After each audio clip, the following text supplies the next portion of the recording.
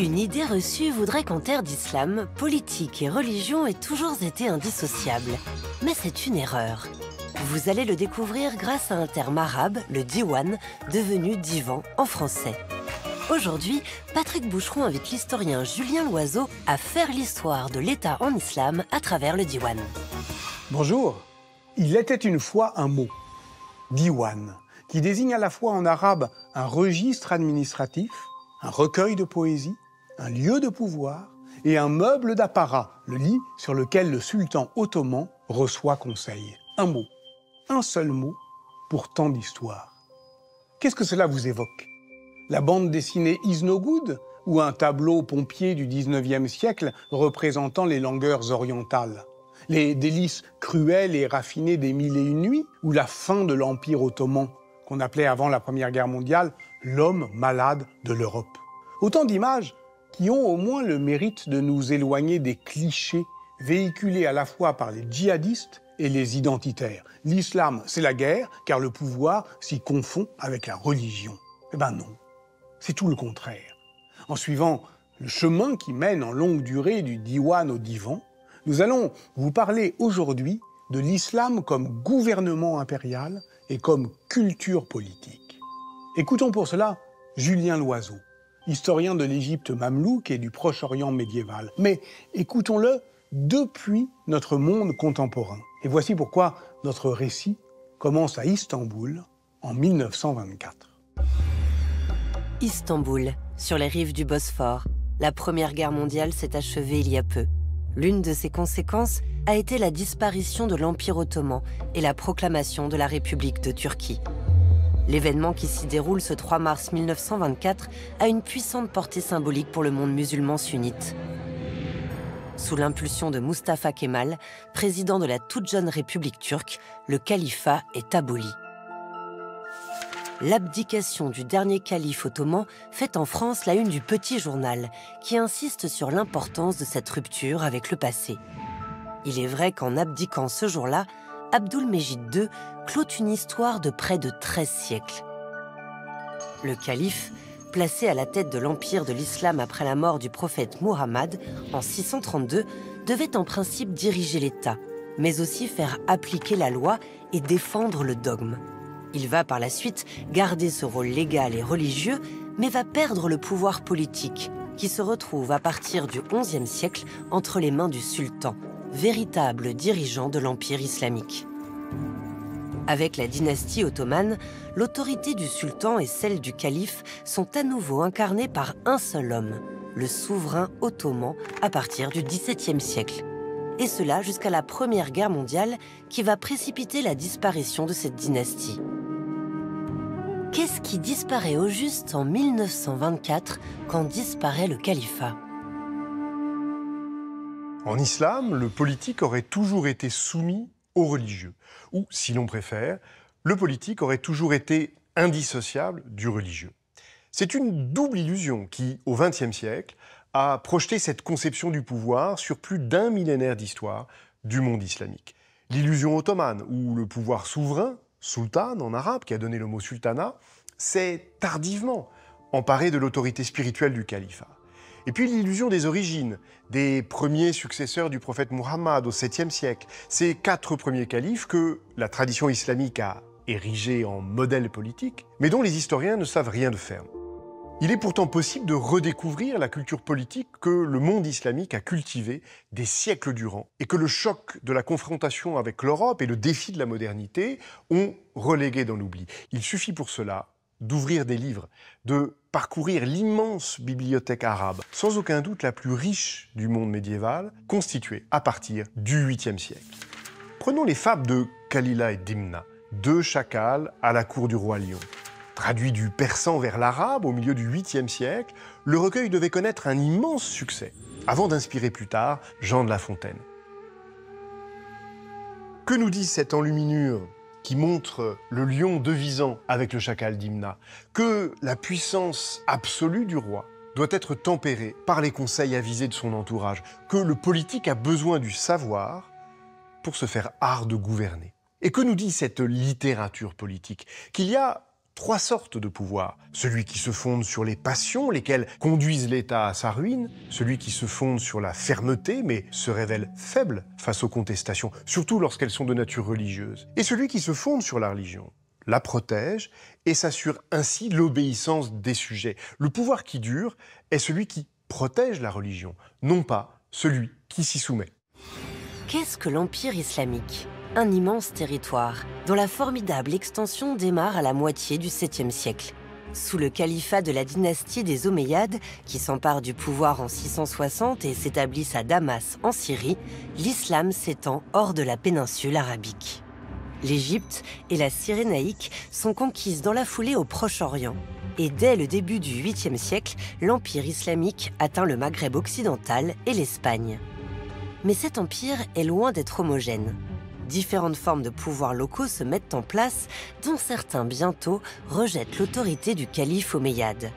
Lorsqu'au milieu du 8e siècle, le califat des Abbassides renverse les Omeyyades, un émir omeyyade se maintient en Espagne, dont le descendant reprend le titre califal au 10e siècle. Un autre califat rival s'établit en Égypte au 10e siècle toujours, un autre encore au Maghreb au 12e siècle. À partir du XIVe siècle, les Turcs ottomans multiplient les conquêtes dans les Balkans, puis en Anatolie au XVe, avant de s'étendre vers l'Égypte, où ils défont en 1517 le sultanat mamelouk. Leur empire va s'étendre à l'ouest jusqu'à Alger. Ils s'arrogent en 1640 le titre califal, jusque-là réservé aux seuls descendants de la tribu du prophète. Malgré cela, les Ottomans doivent compter avec l'autonomie croissante de ceux qui gouvernent en leur nom les régions les plus distantes de leur empire. Mais si ce monde islamique n'est pas réuni sous un même pouvoir, il est en revanche pendant plus d'un millénaire unifié par une culture politique partagée. Le monde islamique est né des conquêtes arabes du 7e siècle et de l'empire cosmopolite qui s'est très tôt organisé dans leur sillage. Le diwan, ce registre où étaient inscrits les noms des combattants, ceux de leurs femmes et de leurs enfants, rétribués sur plusieurs générations par l'administration impériale, en est le meilleur symbole. Le mot diwan a 2 étymologies possibles. L'une, arabe, qui l'associe à l'acte de recueillir, d'enregistrer, dawana. L'autre, persane, qui associe le diable, Dev, à la figure de l'administrateur. Un diwan est d'abord un recueil de poésie, la poésie, art par excellence des Arabes. C'est aussi le registre militaire et fiscal, tenu à jour par des bataillons d'administrateurs, souvent sujets non arabes de l'Empire. L'administration, art par excellence des Persans. Dans les anciennes provinces byzantines, des administrateurs de langue grecque se mettent au service de l'Empire et apprennent la langue des Arabes. Des documents sur papyrus retrouvés en Égypte témoignent de la mise en place très précoce d'une administration utilisant le grec et l'arabe. Mais à l'exception de l'Égypte, presque rien n'a survécu de l'énorme masse de documents produits par l'administration dans les différentes provinces de l'Empire. C'est d'autant plus paradoxal que l'adoption du papier au cours du 8e siècle, à la place du papyrus et du parchemin, avait démultiplié la capacité bureaucratique et paperassière de l'État islamique. Au Caire, une découverte aussi inattendue qu'extraordinaire à la fin du 19e siècle va enrichir la connaissance du fonctionnement de l'État dans le monde islamique médiéval. Quelques 200 000 documents avaient été stockés dans la Guéniza, une salle rattachée à la synagogue de Fustat, le Vieux Caire. Cette salle servait de dépôt pour les documents écrits hors d'usage qui se sont accumulés depuis le XIe siècle. Comme il était considéré comme sacrilège de détruire tout document en caractère hébraïque, susceptible de contenir le nom de Dieu, les documents mis au rebut étaient accumulés pour être enterrés au cimetière communautaire. Une tradition qui avait été diffusée en Égypte par les Juifs du Maghreb. Par un heureux hasard, la Guéniza du Caire a été murée avant qu'on ait pensé à la vider. Or, parmi ces textes conservés, qui abordent des thèmes divers, beaucoup avaient été copiés sur des documents administratifs médiévaux datant du califat fatimide. Ils ont été miraculeusement préservés par ce recyclage sacré. Ce fonds d'archives d'une richesse inestimable, écrit principalement en judéo-arabe, de l'arabe copié en caractères hébraïques, documente cette période de l'histoire de l'Égypte et montre également que les Juifs égyptiens, qui recyclaient des documents officiels pour leurs propres affaires quotidiennes, faisaient partie intégrante de la société islamique. La rareté des archives en terre d'islam n'est pas liée à leur inexistence, mais plutôt à leur destruction lors de conquêtes, de renversements dynastiques, puis lors de la colonisation européenne. Le diwan n'est pas seulement un objet de papier.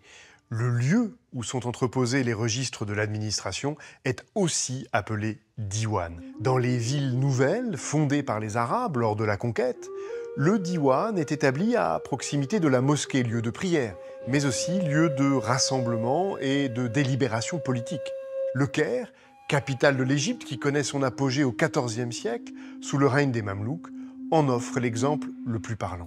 La citadelle de la montagne domine la ville de ses puissantes murailles. C'est là que réside le sultan, son harem, ses esclaves soldats ou mamelouks que l'on forme aux arts de la guerre. C'est là, 2 fois par semaine, que le sultan tient conseil.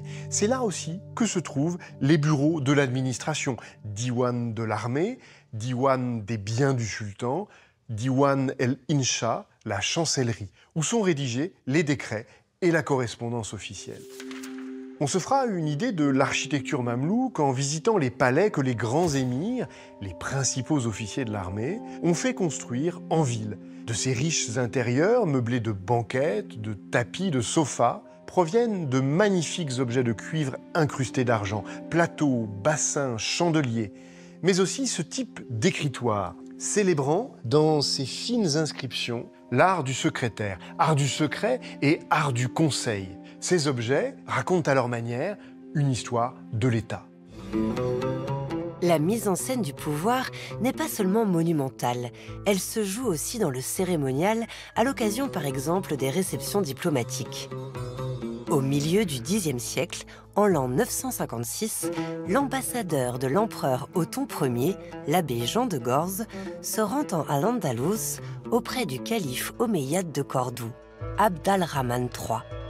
Il décrit ce qu'il voit dans le palais de Madinat al-Zahra ainsi. Quand on parvint dans la pièce, on vit que tout était recouvert de voiles extraordinaires, ce qui rendait le sol identique au mur. Le roi était assis sur un lit magnifiquement paré. Ce lit, on commence à partir du XVIe siècle à le désigner d'un autre nom.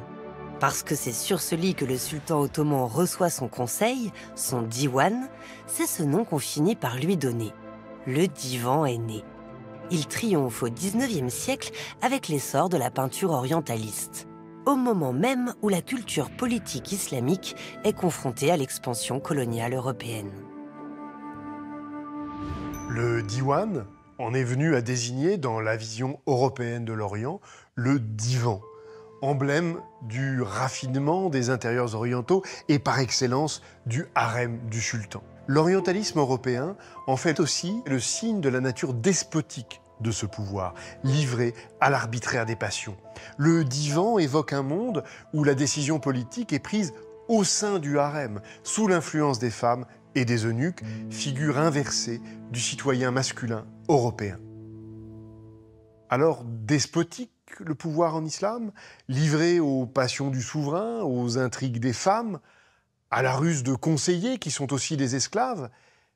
Il est vrai que cette culture a fait de l'amour l'expression la plus aboutie de la fidélité en politique. N'y voir que le jeu arbitraire du désir, c'est méconnaître l'héritage d'une riche littérature de conseil, d'une longue pratique de l'administration, d'une culture millénaire de l'État. C'est oublier que, dans cette culture politique, la délibération et la décision ne s'opèrent pas à l'extérieur, la place publique, où l'Europe assigne l'origine de sa modernité politique, mais dans l'Enderun, l'intérieur du palais.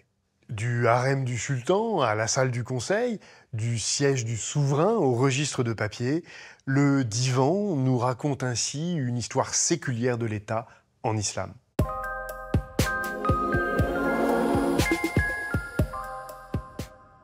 Restituer l'islam à son histoire, ce n'est pas le profaner, c'est reconnaître qu'il existe aussi en tant que tradition profane. Or, celle-ci, on l'a compris, passe par un art du gouvernement. Si les historiens le saisissent aujourd'hui dans sa dimension impériale, c'est donc pour le détacher de la notion de civilisation musulmane. Je parlais tout à l'heure des Mille et une nuits, le roman de l'islam. Mais c'est un roman contemporain dont j'ai envie de vous conseiller la lecture, celui d'Orhan Pamuk, prix Nobel de littérature, qui, dans Mon nom est rouge, saisit de manière passionnante cette grande histoire politique de l'Empire ottoman à la fin du XVIe siècle. L'intrigue se déroule dans l'atelier des enlumineurs du sultan et nous permet de comprendre comment cette tradition islamique peut faire image aujourd'hui. Au revoir.